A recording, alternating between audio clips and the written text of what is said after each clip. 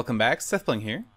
Today I'm going to go behind the scenes in Blocks vs. Zombies, and I'm going to show you everything there is to know about Crazy Ed's Bric-a-Brac, the shop in the game where you can spend your gold for personal items. I'm going to show you all the things about the shop, how I built it, how all the items work, and also I'm going to show you how the Killstreak system works. So Crazy Ed's Bric-a-Brac. This is Crazy Ed. This is sort of based off of Crazy Dave's Hoodywinks from Plants vs. Zombies. Now, if you look in the back of the shop, there's actually an image back there, and on the left you have Crazy Dave from Plants vs. Zombies. On the right you have Crazy Ed, and they're at the Eiffel Tower for some reason. I don't know why. Maybe they're brothers. Maybe they're at a crazy convention. It's up to you to decide. This is actually kind of my favorite part of the map. I love how good that image turned out. Okay, so Crazy Ed, he sells 9 items in his shop. 5 of those are bows. Those are pretty straightforward. Then there's a tile.null.name here. This is just to prevent people from unlocking new trades by using the last trade in the list. This is unusable trade. Okay, so yeah, most of these items are bows. I'm actually going to grab some gold here because I'm going to purchase a bunch of these items. The bows are pretty straightforward how I built them. Now I built the shop by using my create shops filter, so you can check that out. Now yeah, the bows are pretty straightforward. They're just, sorry about that Skype message. Let me just mute that real quick. They're just enchanted bows. You know, flame infinity, unbreaking, whatever. The BFB 9000, kind of a playoff BFG 9000 from Doom. Okay, so we have the Apocalypse Rod. I'm going to want to buy one of these, show you how it works. Then we have a Scroll of Summoning here. This summons an Iron Golem. And then I'm going to grab some Heal Bombs as well. Now, the Heal Bombs are just healing potions, basically. Splash potions of healing with basically instant health 5. It says 4, but really that means 5. Now, I'm going to show you kind of how these things work. First, I guess I will use the Scroll of Summoning. Just right-clicked on it. There we go. And that summons a golem. And I'll show you how that works in a bit. The golem is taking damage even though nothing's hitting it because it has a wither effect. And this is basically just to prevent the golem from staying around from one match to the next, because you don't really want one match to affect the next. Let's see, what's next? Let me spawn some zombies, and the Iron Golem's going to start attacking them, I'm sure. Alright, I'll go into adventure mode, because I have to be in adventure mode for this to work. And I'm going to use the Apocalypse Rod. This brings about the zombie apocalypse, which is actually a good thing. It, whoops. Interesting. There we go. Wasn't working there for a moment. It brings about the zombie apocalypse. I guess sometimes when the rod doesn't hit the ground, maybe it doesn't damage it. But yeah, I'll show you how that works in a minute. But you gotta be persistent with that, I guess. The last thing I'm gonna show you is the heal bombs here, before I head over to the spawn area and show you how all this stuff is working. So let me spawn in some skeletons back over here so they don't run away. Just spawn in, doop-a-doo, a bunch of guys. All right, now I'm going to. There's one thing I need to do. I need to make sure there's a main player. So scoreboard, players, set, Sethbling, main player 1. This is just for technical reasons, but I'll show you why. And I'm just going to get a bunch of kills in a row. And you can see I got a kill streak of 10 kills. Go me. And then I got a bunch of gold from that. And so the kill streak system is pretty cool, and that's how you get all the gold that you spend at Crazy Ed's Bric-a-Brac. So at this point, I'm going to head over to the spawn area, TP Sethbling 030, and show you how all that stuff works. Because some of it is kind of mysterious. There's just random stuff happening, and you might not know at a glance what's going on. Okay, so this green area over here has all of the circuitry for the kill streaks. So let me go over that first, and I'll show you why you need a main player. Alright, so right here, there's a little clock. This clock takes, oh, I don't know, 1.5 seconds, maybe 2 seconds. Yeah, probably more like 2 seconds to cycle. This is triggering a command block, which is going to look for a player with a streaking score of 1 and it will set their streaking score to 0. So if there is a player with streaking score of 1, it'll set it to 0. Otherwise, it's going to leave it. At least 1, that is. So that seems kind of weird. So what's the streaking score? Let's see. Scoreboard, objectives, list. So we can see all the scoreboard objectives here.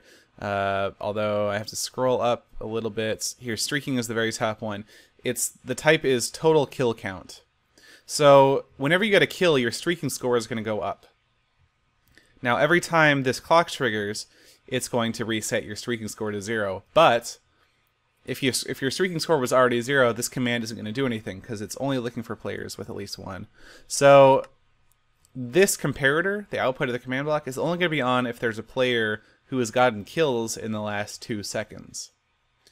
So basically this acts to count, kind of how long you're continuously getting kills for. If you don't get a kill for 2 seconds, this comparator is going to turn off because your streaking score will already be 0.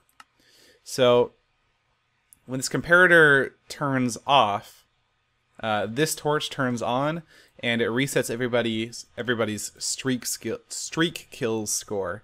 Now streak kills, if you look back up here, is the where is it? It's kind of near the top right now. You can see its type total kill count as well. So streak kills keeps track of the number of kills you've gotten in the current streak. So if you go 2 seconds without getting a kills, it resets the entire streak. So that's kind of how it keeps track of the number of kills you've gotten in the current streak. But the thing is, in order to really figure out how many kills the team is getting, you need to transfer all those kills to one person. So that's what these guys are doing over here. There's a fast clock over here, and basically, as long as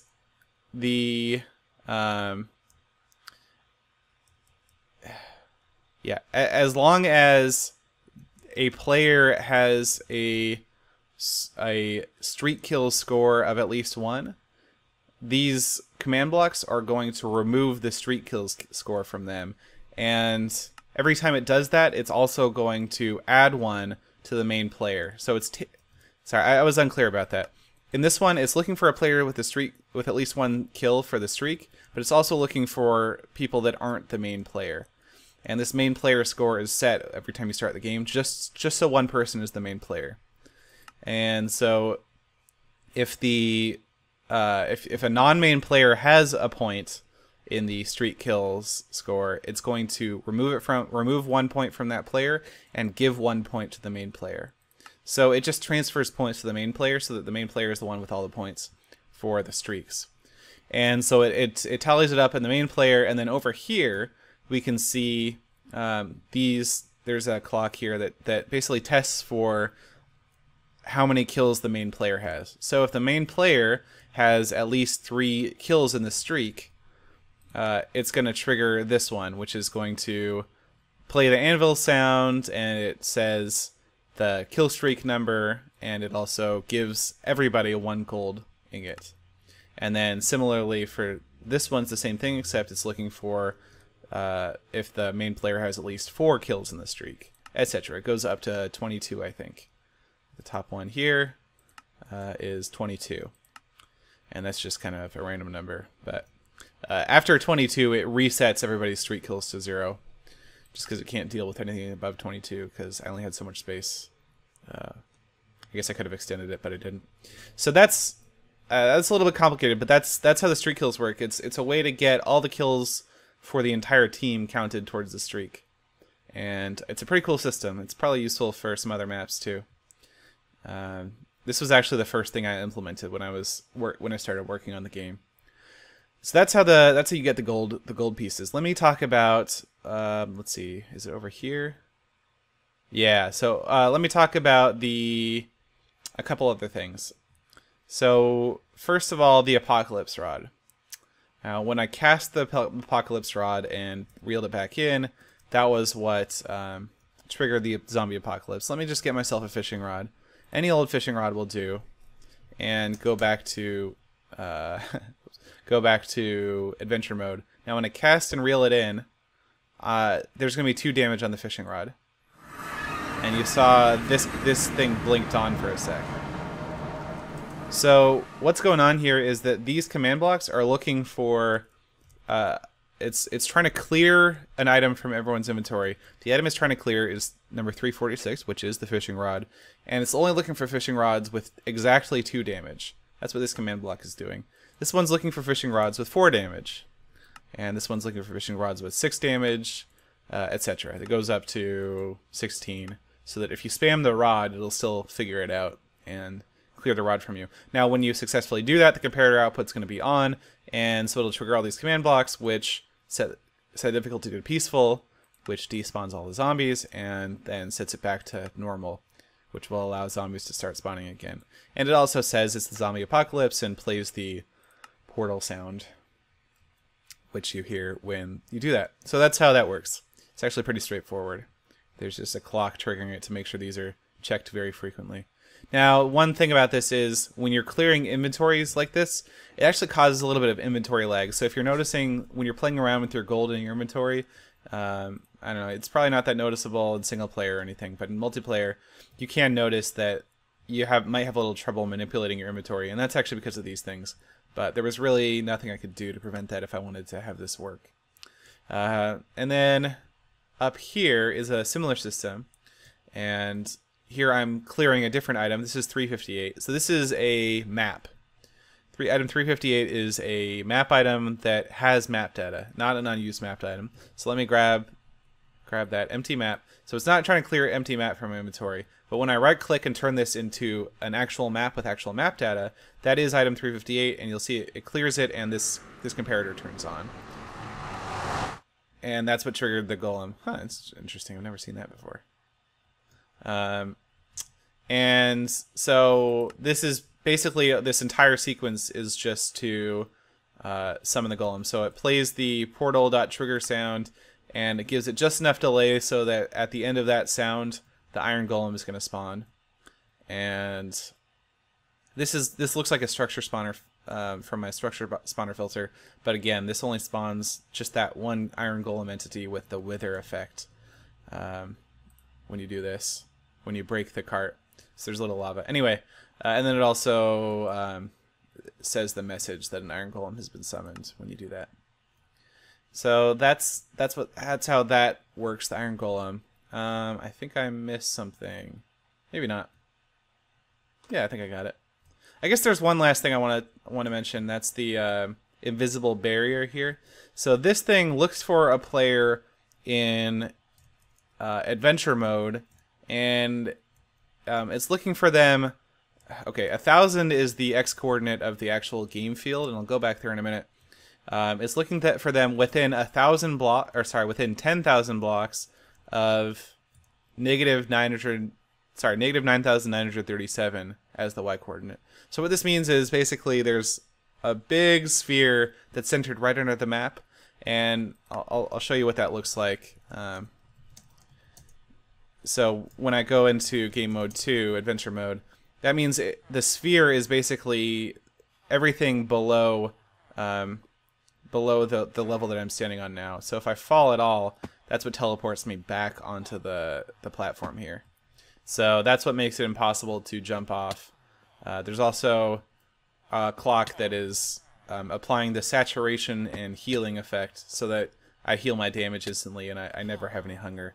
But that's what disallows the player from jumping down below during the game. Now that only applies to adventure mode players. So if I go back into creative, that's why I can fly down here and whatever. And I guess even in survival mode, I would be able to do that. That's just a handy little trick for keeping players off the field. It's pretty cool. Alright, well that's it for Crazy Ed's Bric-a-Brac. That's how it works. That's how I did it. I think I had a chest down here with all the items in the shop. I ended up modifying some of them, so this is not actually completely accurate. But this is the chest basically that I used, that I ran my create shots filter on to make the shop. And I kept the chest down here in case I wanted to replace some of the items or whatever, so that I can easily rerun the filter if I needed to. but I actually just ended up editing the NBT of Crazy Ed directly because I felt like that was easier. Crazy Ed also has slowness 7, which keeps him rooted in place, so he doesn't wander all around the shop. So sorry, bud, you're gonna have to stay there. But yeah, that's it for the Crazy Ed's Bric-a-Brac. Hopefully you learned something and found it interesting, and thanks for watching.